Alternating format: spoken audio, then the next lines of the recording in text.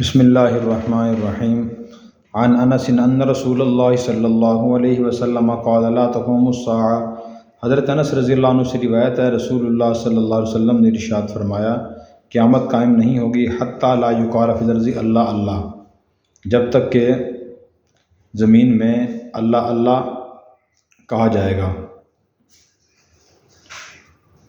وفی روایت لا تقوم الساعة حتی علی احد حتی یقول اللہ اللہ، اور دوسری روایت میں ہے قیامت قائم نہیں ہوگی کسی ایسے شخص پر جو اللہ اللہ کہتا ہو۔ تو اس حدیث میں نبی کریم صلی اللہ علیہ وسلم نے یہ ارشاد فرمایا کہ جب تک دنیا میں اللہ اللہ کہنے والا ایک بندہ ہی موجود ہے، اللہ کا ذکر کرنے والا، اس وقت تک قیامت قائم نہیں ہوگی۔ جب دنیا میں سارے ہی گناہ گار انسان ہوں گے، کوئی نمازی، کوئی تلاوت کرنے والا، کوئی ذکر کرنے والا نہیں ہوگا، پھر قیامت آئے گی۔ اس سے معلوم ہوا کہ اللہ کا ذکر اور اللہ کی یاد اس کائنات کی روح ہے۔ جیسے جسم میں جب تک روح ہوتی ہے، جسم زندہ ہوتا ہے، روح نکل جائے جسم مر جاتا ہے، اسی طرح اس کائنات کی روح اللہ کا ذکر، اللہ کی یاد ہے۔ جب تک وہ اس کے اندر ہے، یہ دنیا کا جسم زندہ رہے گا، اور جب وہ اس کائنات کی روح اللہ کا ذکر اس سے ختم ہو جائے گا، پھر دنیا بھی ٹوٹ پھوٹ کا شکار ہو جائے گی، اللہ تعالیٰ قیامت لے آئیں گے۔ تو اس سے یہ بات ہی معلوم ہوئی کہ دنیا میں اکثر لوگ تو اللہ سے غافل ہیں، دور ہیں، فرائض سے، واجبات سے، اللہ کی یاد سے غافل ہیں۔ تو جو لوگ اللہ کو یاد کرتے ہیں کسی بھی شکل میں، نماز، تلاوت، ذکر و اذکار کی شکل میں، وہ ان نافرمانوں کے محسن ہیں، اور ان فرما برداروں اور اللہ کو یاد کرنے والوں کی وجہ سے قیامت قائم نہیں ہو رہی، یہ سب کے محسن ہیں۔ عن عبداللہ بن مسعود قال قال رسول اللہ صلی اللہ علیہ وسلم، حضرت عبداللہ بن مسعود رضی اللہ عنہ سے روایت فرماتے ہیں کہ رسول اللہ صلی اللہ علیہ وسلم نے ارشاد فرمایا لا تقوم الساعة الا علی شرار الخلق، قیامت قائم نہیں ہوگی مگر بدترین لوگوں پر، یعنی جب سارے کے سارے دنیا بدترین لوگ رہ جائیں گے، اچھا کوئی بھی نہیں رہے گا، تو پھر قیامت قائم ہوگی۔ تو اس سے بھی یہ معلوم ہوا کہ جو نیک لوگ ہیں وہ اس دنیا کے قائم رہنے کی وجہ ہیں، اور دنیا ان کی وجہ سے قائم ہے۔ بہت سے مسلمان بھی ایسے ہیں جو بدعمل ہیں، بدعقیدہ ہیں، اور ان کو معاذ اللہ اسلام سے اور بامن مسلمانوں سے نفرت ہوتی ہے، داڑھی سے نفرت، قرآن سے معاذ اللہ نفرت، نماز سے نفرت، نماز خود نہیں پڑھتے، اور ان سے کہا جائے نماز پڑھ لو تو وہ نمازیوں غلطیاں بتانا شروع کر دیتے ہیں۔ میں نے نمازی بھی دیکھے ہوئے ہیں، وہ فلاں نمازی ہے، اس کے اندر یہ خامی ہے، خود کبھی حج نہیں کیا، کبھی حج کی ترغیب دے دیں یا حاجی کا تذکرہ آ جائے تو حاجیوں کی برائیاں بیان کرنا شروع کر دیتے ہیں۔ میں نے حاجی بھی دیکھے ہوئے ہیں اور حاجیوں میں یہ خامیاں ہیں، خود کبھی روزہ نہیں رکھتے لیکن روزہ داروں کی تعریف سننا بھی برداشت گوارا نہیں کرتے، بلکہ ہر وقت ہر نیک کام کرنے والے خلاف بات کرتے رہتے ہیں۔ تو یہ لوگ صرف نام کے مسلمان ہوتے ہیں، حقیقت میں مسلمان نہیں ہوتے، اور اسلام سے، مسلمانوں سے ان کو نفرت ہوتی ہے۔ ان لوگوں کے لیے خاص طور پہ ایسی حدیث ہے کہ وہ ایسے لوگوں کو جو کسی نہ کسی درجے میں نیک کام کر رہے ہیں ان کو محسن سمجھیں۔ ہاں جو برائیاں ہیں وہ بھی نہیں کرنی چاہیے، لیکن نیکی کی پہ تنقید نہیں کرنی چاہیے، نیکی پہ اعتراض نہیں کرنا چاہیے کہ ایک آدمی حج کیوں کرتا ہے، نماز کیوں پڑھتا ہے، روزے کیوں رکھتا ہے، اس کا کوئی فائدہ نہیں ہے۔ ان کے فوائد ہیں، البتہ جو لوگ نیکی کے ساتھ برائیاں بھی کرتے ہیں ان کو برائیاں چھوڑنی چاہیے۔ اگلی حدیث بھی بہت اہم ہے۔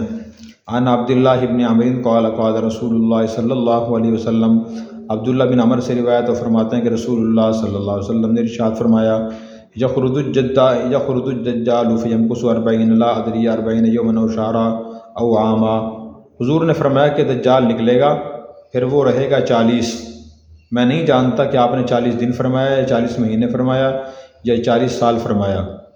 فیبعث اللہ عیسی بن مریم، پھر اللہ تعالیٰ عیسی بن مریم کو بھیجیں گے، کأنہ عروۃ بن مسعود، یہ سب علیہ السلام کی شکل و صورت ایسے ہے گویا کہ وہ عروہ بن مسعود ہیں، ایک صحابی تھے یہ۔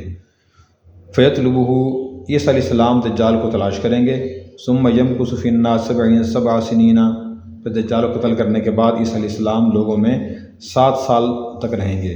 لیس بین اثنین عداوۃ، اتنا اس وقت لوگوں میں اتفاق اور اتحاد ہوگا کہ 2 آدمیوں کے درمیان کوئی عداوت دشمنی نہیں ہوگی۔ 2 آدمی بھی ایسے دنیا میں نہیں ملیں گے جن کے درمیان دشمنی ہو۔ کب؟ عیسی علیہ السلام کے زمانے میں۔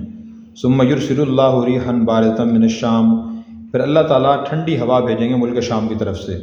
فلا یبقى علی وجہ الارض احد، پھر زمین پہ ایسا کوئی آدمی باقی نہیں رہے گا، فی قلبہ مثقال ذرۃ من خیر او ایمان، جس کے دل میں ذرہ برابر بھی خیر یا ایمان ہوگا، الا قبضتہ، مگر وہ ہوا اسے لگے گی اور بندہ وہ مر جائے گا۔ حتیٰ لو ان احدکم دخل فی کبد جبل لدخلته علیہ، حتیٰ کہ اگر تم میں سے کوئی آدمی کسی پہاڑ کے غار میں بھی داخل ہوگا تو ہوا اس کے پاس وہیں پہنچے گی، اسے لگے گی اور وہ مر جائے گا، حتیٰ تقبض، یہاں تک کہ اسے وہ مار دے گی۔ قالا، فرمایا فیبقی شرار الناس فی خفۃ الطیر واحلام الصبا، پھر باقی رہیں گے برے لوگ فی خفۃ الطیر کا معنی ہے پرندوں کی جیسے تیزی والے، پرندہ بہت تیز ہوتا ہے نا، ایک سیکنڈ میں چھت کے اوپر، چھت سے پھر نیچے آ جاتا ہے اڑ کے، یہ ان میں تیزی ہوگی۔ واحلام الصبا، احلام کہتے ہیں دماغ، اور الصبا کا معنی درندوں والے، ان میں درندوں والے دماغ ہوں گے۔ لا یعرفون معروفا، کسی نیکی کو نیکی نہیں سمجھیں گے، ولا ینکرون منکرا، کسی گناہ کو گناہ نہیں سمجھیں گے۔ فیتمثل لهم الشیطان، ان کے سامنے آئے گا شیطان، فیقولو، کہے گا الا تستحیون، کیا تم حیا نہیں کرتے؟ فیقولون، وہ لوگ کہیں گے فما تأمرنا، آپ ہمیں کیا حکم دیتے ہیں؟ فیأمرهم بعبادۃ الاوثان، شیطان ان کو حکم دے گا بتوں کی عبادت کا، وہم فی ذالک، اور وہ اس میں مبتلا ہو جائیں گے۔ دار رزقہم، ان کا رزق بہت وسیع ہوگا، پھیلا ہوا ہوگا۔ حسن عیشہم، ان کی زندگی بہت اچھی ہوگی۔ ثم ینفخ فی الصور، پھر سور میں پھونکا جائے گا، فلا یسمعہ احد الا اصغى لیتا ورفع لیتا، نہیں سنے گا اس سور کی آواز کوئی آدمی بھی مگر اس کی ایک گردن کی ایک سائڈ جھک جائے گی اور دوسری سائڈ اٹھ جائے گی۔ قالا، فرمایا اول من یسمعہ، اور پہلا شخص جو سور کی آواز سنے گا وہ ہوگا یلوت حوض ابلی، جو اپنے اونٹ کا حوض درست کر رہا ہوگا مٹی سے، فیصعق، وہ بے ہوش ہو گر جائے گا، ویصعق الناس، لوگ بے ہوش ہو جائیں گے۔ ثم یرسل اللہ مطرا، پھر اللہ بارش بھیجیں گے، کأنہ الطل، گویا کہ وہ ہلکی سی پھوار ہے، فینبت منہ اجساد الناس، پھر اس سے لوگوں کے جسم اگنا شروع ہوں گے۔ ثم ینفخ فیہ اخری، پھر سور میں دوبارہ پھونکا جائے گا، فاذا ہم قیام ینظرون، اچانک وہ لوگ کھڑے ہو کر دیکھ رہے ہوں گے۔ ثم یقال، پھر کہا جائے گا یا ایھا الناس، اے لوگو، ہلم الی ربکم، اپنے رب کی طرف چلو، قفوہم، اللہ فرمائیں ان کو ٹھہراؤ، انہم مسئولون، بے شک ان سے سوال کیا جائے گا۔ فیقال، کہا جائے گا اخرجوا باس النار، نکالو جہنم کا حصہ، فیقال من کم کم، تو کہا جائے گا کتنے میں کتنا نکالنا ہے؟ فیقال، کہا جائے گا من کل الف تسعمائۃ وتسعۃ وتسعین، ہر 1000 میں سے 999۔ قالا، فرمایا فذلک یوم یجعل الولدان شیبا، حضور نے فرمایا یہ وہ دن ہوگا جو بچوں کو بوڑھا کر دے گا۔ وذلک یوم یکشف عن ساق، یہ وہ دن ہوگا جس دن پنڈلی کھولی جائے گی۔ تو نبی کریم صلی اللہ علیہ وسلم نے جو اس حدیث میں قیامت کے سے پہلے کے حالات بیان کیے ہیں وہ سینکڑوں ہزاروں سال میں پیش آنے والے ہیں، ایک دن میں حالات پیش نہیں آئیں گے۔ پہلی بات آپ نے یہ فرمائی کہ دجال نکلے گا اور وہ زمین میں رہے گا، 40 دن رہے گا، یا 40 سال، یا 40 دن، 40 مہینے، آپ نے وضاحت نہیں فرمائی اس حدیث میں۔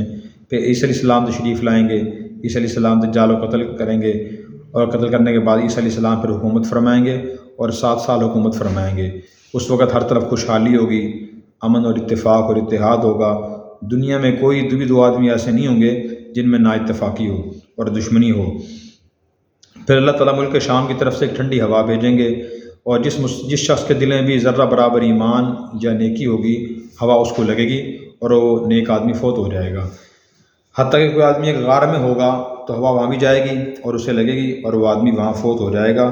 پھر دنیا میں صرف برے لوگ رہ جائیں گے، صرف برے لوگ۔ پھر آپ نے فرمایا کہ وہ ذہن کے لحاظ سے اس طرح ان کے ذہن میں درندگی ہوگی جیسے درندے ہوتے ہیں، درندوں والے دماغ ہوں گے۔ جب درندہ ہوتا ہے نا تو اس کا ذہن کیا ہوتا ہے کہ میں نے اپنا پیٹ بھرنا ہے، چیرنا اور پھاڑنا ہے، وہ نہیں دیکھتا کہ جانور بیمار ہے، بچہ ہے، کسی کی ماں ہے، وہ اس کے چھوٹے چھوٹے بچے ہیں، بلکہ درندہ پکڑ کے اپنا چیر پھاڑ کر کھا جاتا ہے، کوئی ترس نہیں کھاتا۔ تو ایسے لوگ ہوں گے، اور ان لوگوں کے جو جسم ہوں گے وہ پرندوں کی طرح تیز ہوں گے، پھرتی ان کے اندر بہت زیادہ ہوگی۔ تو آج صورتحال دیکھیں تو آج بھی پہلے زمانوں کے نسبت لوگوں میں پھرتیاں بہت زیادہ ہیں، کہ جو لوگ ظلم و زیادتی کرتے ہیں ان میں درندوں والا ذہن ہوتا ہے کہ میرا مقصد حاصل ہو جائے، مجھے 10 روپے کا فائدہ ہو جائے، بے شک دوسرے کا 1000 روپے کا نقصان ہو جائے۔ بہت سے لوگ ایسے ہیں، آپ مستریوں کو دیکھیں، مزدوروں کو دیکھیں، الیکٹریشنوں کو دیکھیں، ٹھیکیداروں کو دیکھیں، یعنی جو بددیانت ہیں، دیانتدار تو بہت کم ہیں، اکثر کا یہی ذہن ہے کہ میرا فائدہ ہو، 20 روپے کا، 100 روپے کا، بے شک دوسرے کا لاکھوں روپے کا نقصان ہو جائے۔ تو درندگی ہے نا یہ، تو دنیا جا رہی ہے آہستہ آہستہ اس کی طرف ہی۔ پھر اس کے بعد فرمایا کہ وہ لوگ کسی نیکی کو نیکی نہیں سمجھیں گے، گناہ نہیں سمجھیں گے، ان کے سامنے شیطان ابلیس آئے گا اور پھر ان سے پوچھا کہ تم شرم نہیں کرتے؟ تو وہ پوچھیں گے بتاؤ بھی کیا حکم ہے ہمارے لیے، ہم کیا کریں؟ شیطان کہے کہ تم بتوں کی عبادت کرو، بتوں کی عبادت کرنا شروع کر دیں گے، اور ان کا رزق بہت وسیع ہوگا اور ان کی زندگی دنیاوی لحاظ سے بہت اچھی ہوگی۔ اس سے معلوم ہوا کہ صرف دنیا کی ضرورتیں مل جانا یہ انسان کامیاب ہونے کی علامت نہیں ہے۔ کسی کے پاس پیسہ زیادہ ہو، گھر اچھا ہو، رزق وسیع ہو اس کا، اگر اس کے پاس اللہ کی عبادت نہیں ہے، اطاعت نہیں ہے، فرمان برداری نہیں ہے اور حقوق کی ادائیگی نہیں ہے تو بندہ ناکام ہے۔ اور پھر فرمایا کہ اس کے بعد سور پھونکا جائے گا۔ سب سے پہلے جو سور پھونکنے کی آواز سنے گا وہ ایک آدمی جو اپنے اونٹ کا حوض جس میں اونٹ پانی پیتا ہے، چارہ کھاتا ہے، اس کو درست کر رہا ہوگا، تو جیسے ہی آواز سنے گا تو اس کی گردن ایک طرف جھک جائے گی، ایسے ایک طرف سے اٹھ جائے گی۔ پھر اس کے بعد وہ بے ہوش ہوگا، دوسرے لوگ سنیں گے وہ بے ہوش ہو جائیں گے۔ پھر اللہ تبارک و تعالیٰ آسمان سے ایک بارش برسائیں، ہلکی سی پھوار برسائیں گے، جیسے ہمارے یہاں بوندا باندی ہوتی ہے، ہلکی سی بارش برسے گی۔ اس بارش میں حیات کے اثرات ہوں گے، جو مردے جو قبروں میں دفن ہوں گے تو ان کے جسم زمین سے اگنا شروع ہو جائیں گے، جیسے نباتات فصلیں پیدا ہوتی ہیں۔ پھر دوبارہ سور پھونکا جائے گا اور پھر لوگ کھڑے ہو جائیں گے اور پھر کہا جائے گا اپنے رب کی طرف چلو، فرشتوں کو ان کو ٹھہراؤ، کھڑا کرو، ان سے پوچھو، پھر بتاؤ تم نے زندگی کیسے گزاری تھی، جوانی کہاں گزاری تھی، سوالات ہوں گے۔ پھر اللہ تعالیٰ فرمائیں گے کہ ان لوگوں میں سے جہنم کا حصہ نکالو۔ فرشتے پوچھیں گے اللہ کتنے میں کتنا حصہ نکالنا ہے؟ تو اللہ تعالیٰ فرمائیں گے ہر 1000 میں سے 999 بندہ جہنم کا حصہ ہے۔ تو آج بھی دیکھیں تو ایسے ہی ہے، دنیا میں نافرمانوں کی شرح بہت زیادہ ہے، فرمان برداروں کی شرح بہت کم ہے۔ آج بھی دیکھ لیں، غیر مسلم بہت زیادہ ہیں، مسلمان کم ہیں۔ پھر مسلمان میں متقی پرہیزگار حقیقی مسلمان بہت کم ہیں، اور برائے نام نسلی مسلمان جو ہیں وہ بہت زیادہ ہیں۔ پھر اس کے بعد اللہ کے نبی نے فرمایا کہ یہ وہ دن ہو جو بچوں کو بوڑھا کر دے گا، اور اس دن اللہ کی پنڈلی کھولی جائے گی۔ تو میں نے بتایا آپ کو کہ یہ ہزاروں سال میں پیش آنے والے حالات و واقعات ہیں جو نبی کریم صلی اللہ علیہ وسلم نے کچھ واقعات بیان کیے، کچھ چھوڑ بھی دیے درمیان سے، باقی ترتیب کے بہت سی دوسری احادیث ہیں جن میں آپ صلی اللہ علیہ وسلم نے ان واقعات کو ترتیب سے اور تفصیل سے بیان فرمایا۔ دجال کے بارے میں مختصر تفصیلات ملتی ہیں، زیادہ فکر مند ہونے کی ضرورت نہیں ہے، ابھی دجال بہت دور ہے ہم سے۔ بہت سے لوگ آج کل یہ کہہ رہے ہوتے ہیں فلاں بھی دجال ہے، فلاں بھی دجال ہے، فلاں بھی دجال آنے والا ہے۔ ابھی دجال نہیں آئے گا، دجال بہت دور ہے۔